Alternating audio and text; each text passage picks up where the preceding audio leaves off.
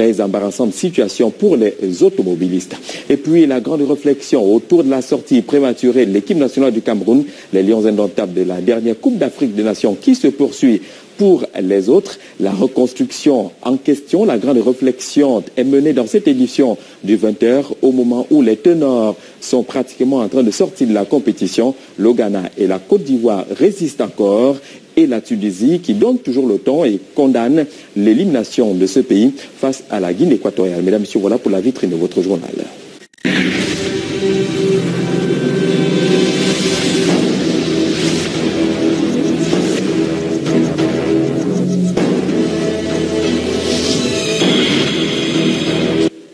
Une fois de plus, bonsoir et comme tous les soirs, le chiffre de ce soir, 8 millions de francs CFA.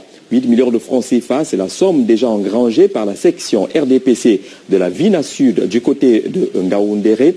L'argent est issu du placement des cartes de membres du Rassemblement démocratique du peuple camerounais. Un chiffre record dans cette partie et qui situe la section Vina Sud dirigée par l'honorable Ali Bachir comme première circonscription dans cette région et la grande ambition de ce côté d'être également la première circonscription sur l'ensemble du territoire national. Le chiffre actuel en termes de vente est de 8 millions de francs CFA.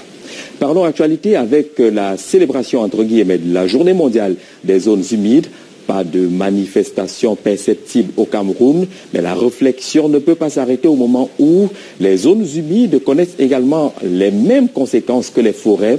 Elles sont dévastées, elles sont négligées au mépris de la loi en vigueur. Pourtant, ces zones humides ont une importance capitale. Monica Fossona aussi. 50% des zones humides ont connu un rétrécissement pendant les 50 dernières années. Il s'agit entre autres des lacs, des mangroves, des lagunes, des marais. Selon Médiaterre, ce rétrécissement est attribué au drainage, l'irrigation, la pollution, le changement climatique et l'urbanisation.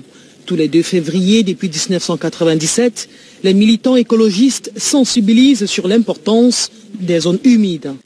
C'est des zones qui nous procurent même de services écologiques, par exemple du bon poisson, c'est des zones de frayères.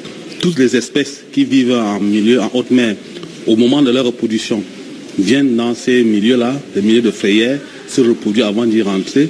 Bon, c'est des zones où des habitats des oiseaux, des animaux, des espèces finalement endémiques dont on ne trouve pas un peu partout.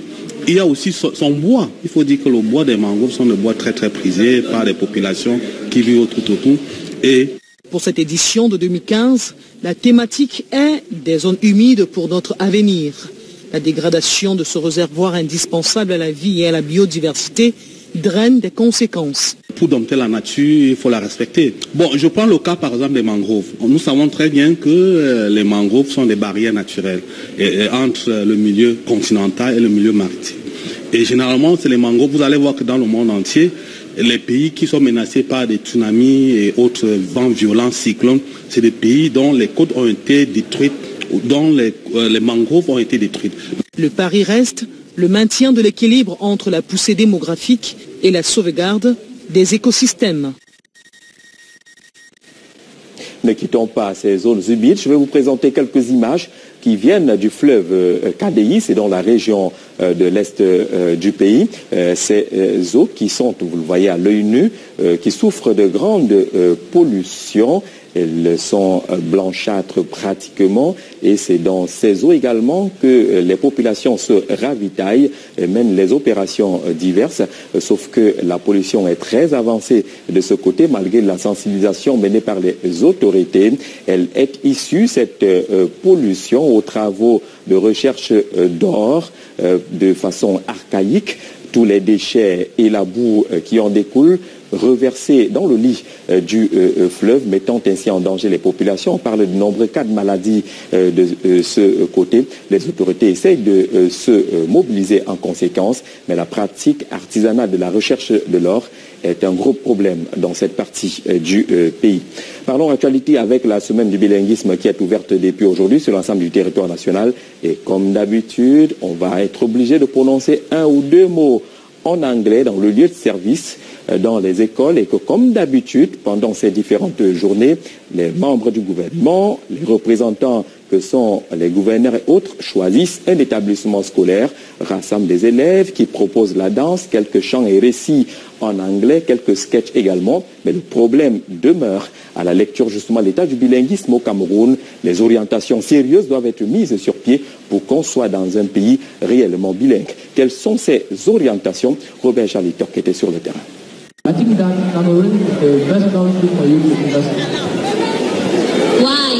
Le bilinguisme devrait être un état d'esprit, une culture, une façon de faire, une façon d'être, des aptitudes et comportements qui permettront de faire face aux défis de la mondialisation et à l'émergence du Cameroun à l'horizon 2035. Quand l'enfant étudie dans une langue ou dans l'autre, il faudrait bien s'approprier la technologie.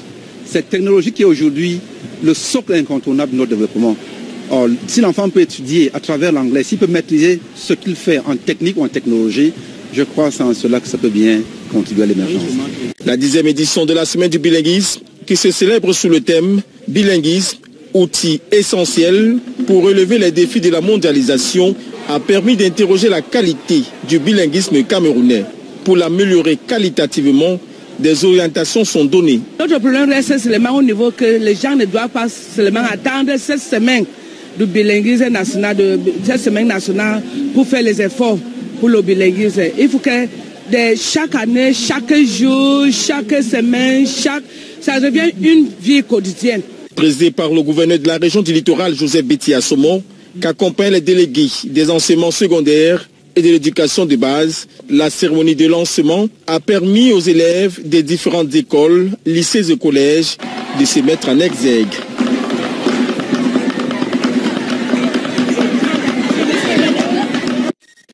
Il paraît que cette danse est bilingue. Parlons d'autre chose à présent. La vignette automobile est exigible au Cameroun depuis hier, 1er février 2015, et c'était dimanche. Ce lundi, les automobilistes attendaient les équipes de contrôle dans les rues de Douala. Pas de contrôle pour ce 2 février, premier jour ouvrable du mois de février. Pas de contrôle donc, sauf qu'au niveau des points de vente, un gros problème se pose. Les vignettes de 25 000 francs CFA se font rares. Gros problème pour les automobilistes qui craignent la descente sur le terrain des équipes de contrôle. Julio Trésor Tanon. Douala, ce 2 février 2015. Les voitures circulent librement dans les artères de la ville, avec ou sans vignette, sans aucune inquiétude car aucune équipe de répression n'est sur le terrain. 2 jours après la date du 31 janvier 2015, date fixée pour le début de la campagne de contrôle des vignettes automobiles pour l'exercice 2015. Certains automobilistes ignorent même l'existence de cette date butoir. Peut-être que la date butoir est déjà dépassée ou va être annoncée, mais je suis au courant ni de l'un ni de l'autre. Jusqu'à présent, je circule, on n'a pas encore contrôlé, aucun policier ne m'a interpellé pour me dire où se trouve la vignette. Dans quelques recettes des centres des impôts, les retardataires sont heurtés à une autre difficulté. Les vignettes de 25 000 francs se font rares.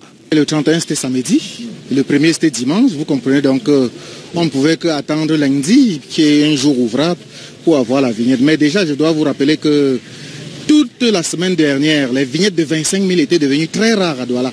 Moi-même, j'ai dû batailler dur pour faire le tour et je n'ai pas eu la chance d'en avoir. Je crois qu'ici, je pourrais en avoir. Je suis passé pour payer la vignette de 25 000. On m'a demandé de repasser demain. Il n'y a pas pour le moment la vignette de 25 000. Ce monsieur vient d'acheter une vignette de 50 000 francs, mais n'a toujours pas eu celle de 25 000. Et dans presque tous les points de vente, c'est le même scénario qui est décrié. Je veux payer une vignette de 50 000 francs là maintenant. À l'intérieur là, on vient nous comprendre qu'il n'y a pas de vignette de 25 000. Et l'homme policier ne doit pas vous comprendre ça. N'entend pas ses oreilles qu'il n'y a pas de vignette. Pour comprendre ce phénomène de carence, nous nous sommes rendus aux recettes des finances du littoral à Bonanjan. Mais difficile de rencontrer le receveur régional. La secrétaire nous apprend qu'il est engagé dans la réception du directeur général des impôts, Modeste Fatouin Mopa, venu pour une remise de véhicules et motos au personnel. Et toutes nos tentatives de rencontre ont été infructueuses. Mais en attendant d'y voir clair, cette dame vient d'être arrêtée par les équipes de la prévention routière ce lundi pour défaut de vignette. C'est vrai qu'on avait un mois pour les acheter, mais bon, il se trouve que la dernière semaine, il y a eu rupture et donc on est là, on est tous coincés pour la plupart pour les vignettes. Au niveau des mairies, pour ce qui est des taxes liées au fonctionnement des collectivités territoriales décentralisées, les stationnements, impôts libératoires, tout cela, c'est bien disponible. Les mototaxis s'y rendent d'ailleurs. C'est le cas de la commune de Douala 5e, sauf que cette commune a été frappée, il y a de cela quelques jours, par la disparition de Madame le maire Françoise Foning. Les activités se poursuivent normalement. On a une pensée pour elle. L'organisation se met en marche dans le cadre de l'organisation justement des obsèques le 28 février prochain, qu'est devenu le quotidien dans cette commune. Ruben Malek Djoubessi était là-bas. Magloire est conducteur de moto-taxi. Il opère dans la municipalité de Douala 5e et ce matin, l'usager s'est rendu à la mairie pour payer ses impôts. Ça marche bien la mairie puisque j'ai fait le stationnement et l'impôt libératoire. J'ai déjà 2 papiers. Je peux vous les montrer. Ça c'est le stationnement. Et là c'est l'impôt libératoire. Mercredi je viens prendre le récépissé.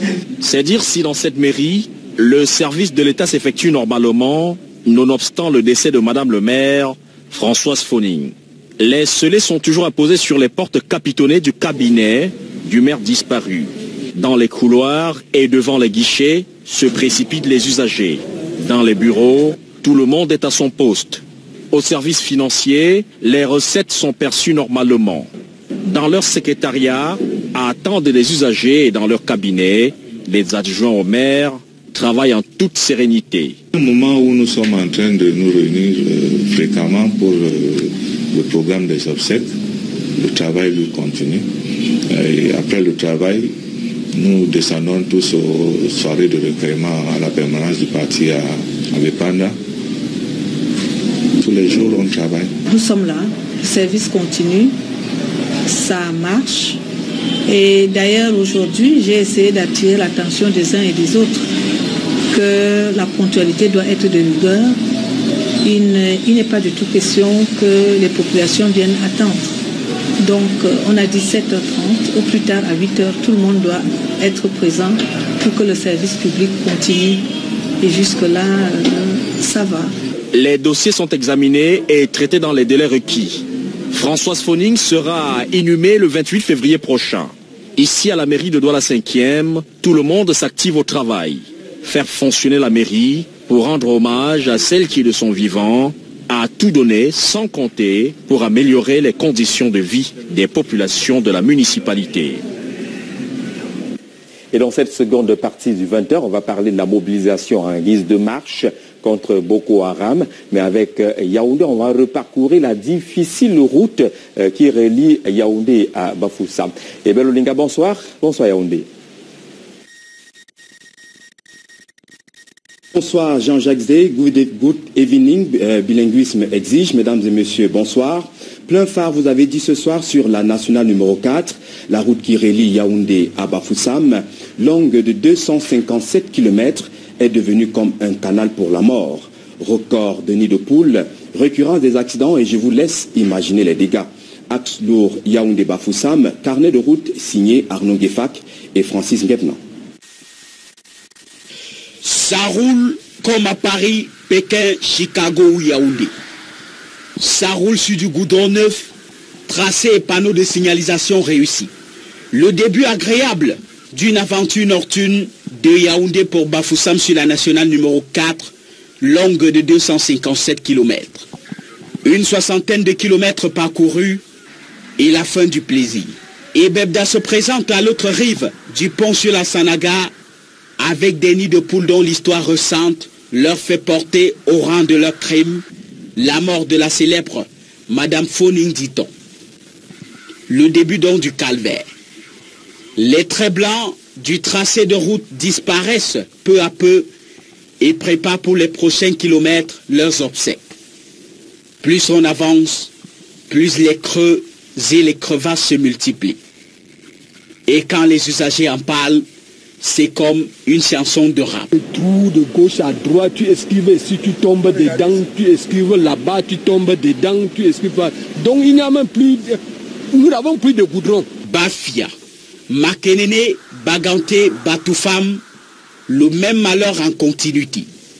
Petite particularité de cette route, Des dos de caïmans constitués sur la chaussée, signe annonciateur de la naissance de nouveaux nids de poules. C'est vrai que certains de ces nids peuvent déjà contenir des éléphants. Il y a des trous qui prennent complètement la route.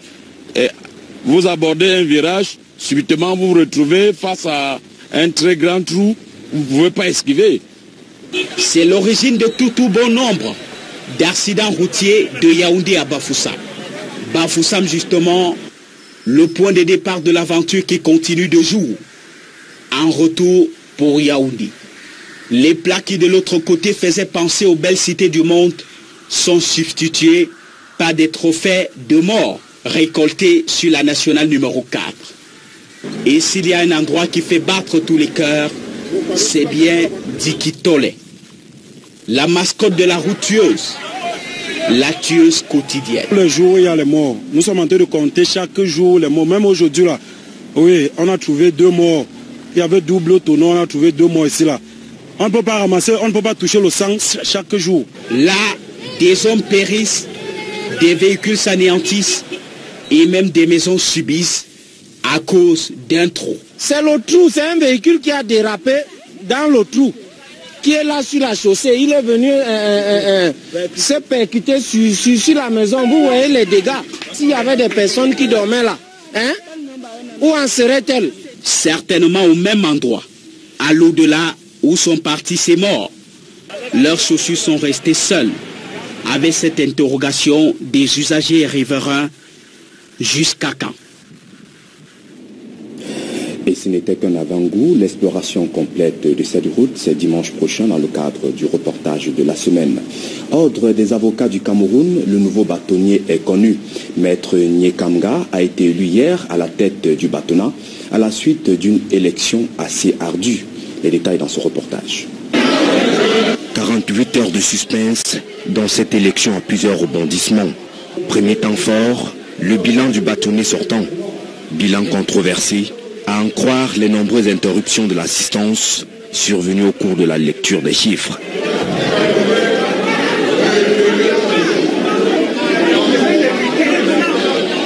700 millions de francs CFA de recettes enregistrées et 4 millions de francs CFA en caisse comme reliquat. » Les montants évoqués n'ont rien à voir avec la réalité des faits. C'est controversé. Visiblement, tout comme les comptes, la gestion de l'ordre des avocats du Cameroun ne fait pas l'unanimité. Tous les avocats du Cameroun sont conscients de ce qu'il faut du sang neuf dans le corps, dans la maison. Pour sa survie, l'ordre exige une nouvelle équipe.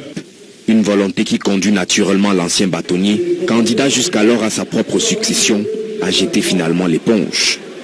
Il faut le dire, les enjeux sont très très importants.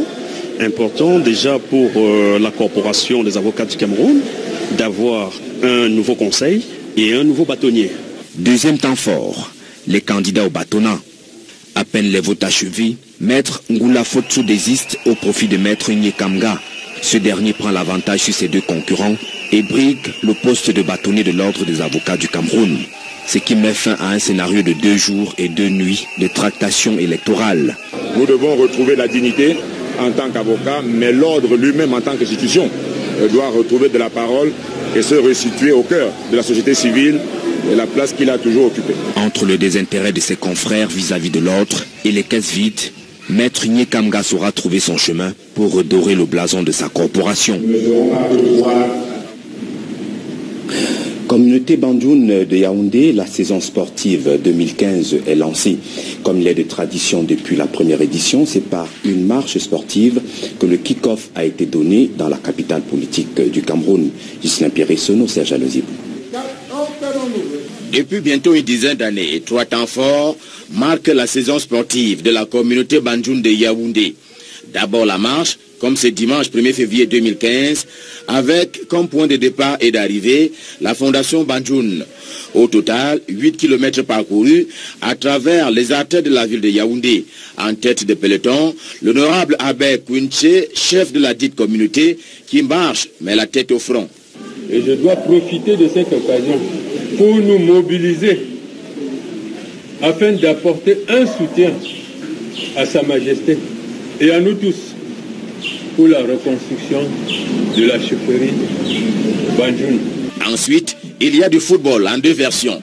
Hier, à l'école de poste de Yaoundé, Djebem est venu à bout de Djekou par un score de 2-0. Le leader du championnat et le vainqueur de la Coupe de l'édition 2014 s'affrontaient dans le cadre de la Super Coupe baptisée Fa Bongong, du nom de la notabilité du chef. Un chef qui n'a pas manqué de faire appel à mobilisation. Comment ne pas apporter notre soutien Monsieur le Président de la République pour la sécurisation de notre pays, particulièrement dans ses frontières du nord et de l'est. Je crois que en des occasions comme celle-ci, nous devons lui apporter notre soutien.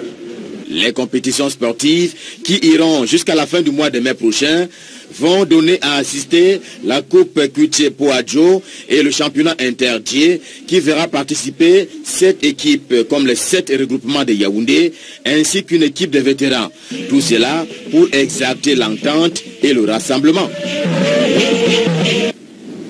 Lutte contre Boko Haram, la communauté nationale se mobilise autour de l'effort de guerre.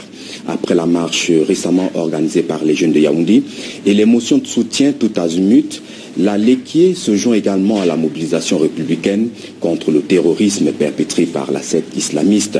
Une rencontre a été organisée hier à cet effet à Monatélé. Ghislain Péressono nous en dit plus. Un seul lieu, Monatélé. Un seul but, tuer et enterrer Boko Haram. Un seul événement, une mobilisation républicaine et citoyenne des forces vives, au-delà des clivages socio-humains ou même politiques. Nous avons lancé un appel citoyen pour un effort patriotique et volontaire de soutien aux forces de défense et de sécurité et aux populations pour combattre Boko Haram, qui est une cause nationale.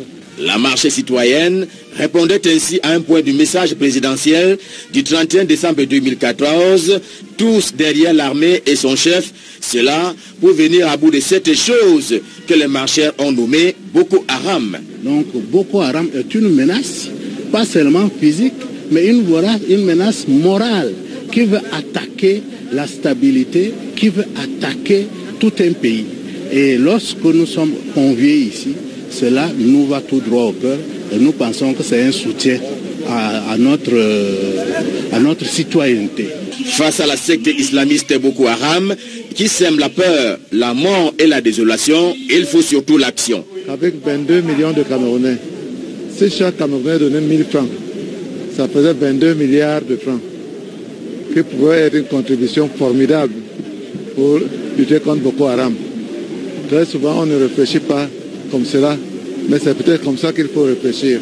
Sur place à Monatélé, les participants à la mobilisation appelée à devenir nationale ont collecté près de 10 millions de francs CFA, argent et biens à mettre naturellement à la disposition des forces de défense et de sécurité. La mobilisation autour de la lutte contre Boko Haram intéresse également la communauté internationale. Au premier chef, l'Union africaine, vous en parlez à Douala Jean-Jacques Zé. Les résolutions du sommet d'Addis Abeba étaient fortement attendues au sujet de la lutte contre le terrorisme et la mobilisation africaine. L'Union africaine a justement donné le ton avec très bientôt la mobilisation d'une force multinationale mixte pour lutter contre ces fléaux avec environ 7500 hommes. Quelles sont les grandes lignes à retenir de ce sommet, Lille Pijou? Face aux enjeux de terrorisme et d'insécurité en Afrique, 7500 hommes seront mobilisés pour combattre la secte islamiste Boko Haram. Il s'agit d'une force multinationale africaine mixte, pouvant contribuer à maintenir ou à rétablir la paix. Voilà une des résolutions majeures du 24e sommet de l'Union africaine, tenu le week-end dernier à Addis Abeba en Éthiopie. Les chefs d'État africains appellent également la Turquie et le Qatar de cesser l'aide au gouvernement et aux milices islamistes en Tripoli en Libye, en appelant les fractions libyennes au dialogue. Autre initiative, Ban Ki-moon, secrétaire général de l'ONU, exhorte les chefs d'État africains à ne pas changer ou modifier la constitution pour s'éterniser au pouvoir.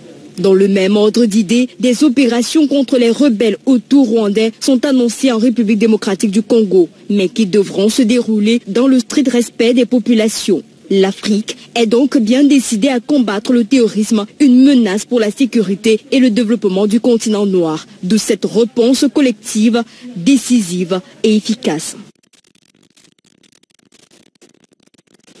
La force multinationale mixte est appelée à se déployer pour 12 mois renouvelables. Les experts vont d'ailleurs se rassembler à Yaoundé les 5 et 7 février prochains à l'effet justement d'étudier la mise en fonction de cette idée de l'Union africaine, même si le sommet s'est tenu quand même à l'absence du président Paul Biya du Cameroun et de Goodluck Jonathan du Nigeria. Le sommet a remis le flambeau à Robert Mugabe pour 1 an à la tête de la présidence, comme on le dit, de l'Union africaine. Très controversé sur la scène européenne, il incarne cependant l'autodétermination africaine. Patrick Christian d'abord. Oui à la coopération, non au contrôle. La posture du nouveau président de l'Union africaine est on ne peut plus claire. L'élection de Robert Mugabe par ses pairs à la tête de l'Union africaine lors du 24e sommet de cette institution tenu à Addis Abeba porte symboliquement la volonté d'autodétermination qui anime actuellement les leaders africains. 90 ans bien sonnés, Mugabe reste imperturbable dans son approche relationnelle avec l'Occident. Peu importe les injonctions, peu importe les sanctions, ce qui compte pour ce pionnier de la lutte contre l'impérialisme de l'Occident, c'est surtout l'action et les réactions africaines. Cette élection de Mugabe à la tête de l'Union africaine sonne également comme l'expression du malaise d'une Afrique en manque de leaders portant le projet panafricain, surtout depuis l'assassinat du colonel Muammar Kadhafi. Par cette élection, Mugabe le téméraire apparaît comme le fusible approprié dont peuvent se servir les chefs d'État africains au moment où l'ensemble du continent semble amorcer globalement une renégociation de sa relation avec l'Occident. Inflexible et constant, Mugabe n'entend pas lâcher du lest dans son éternel combat. Sa prise de parole de circonstance donnait déjà le ton et la mesure de l'action.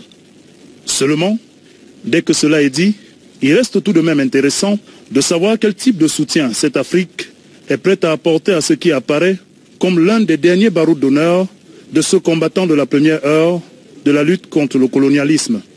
Mieux, jusqu'où les chefs d'État africains peuvent-ils aller dans l'accompagnement de cette action somme toute symbolique du combattant Mugabe?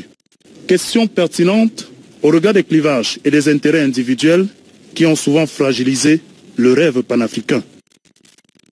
Parlons sport avec la Coupe d'Afrique des Nations, repos général alors que les combinaisons des demi-finales sont connues et que la Tunisie fait toujours entendre sa voix. Certains joueurs appellent à la démission du président Issa Hayatou. Et en termes de démission, le président de la Fédération tunisienne de football a démissionné de l'organisation de cette Coupe d'Afrique des Nations pour condamner l'élimination de son pays, mais surtout la qualification jugée scandaleuse de la Guinée équatoriale, le pays qui organise cette compétition. Mais pour ce qui est du Cameroun, on le sait, les Lions sont de retour au pays. La presse parle de quelques agressions entre guillemets sur des joueurs, mais le capitaine Lia demande des excuses sur sa page Facebook en demandant aux Camerounais de leur accorder une autre chance. On parle de reconstruction au Cameroun, mais c'est le mot le plus problématique en ce moment. C'est au cœur de cette réflexion.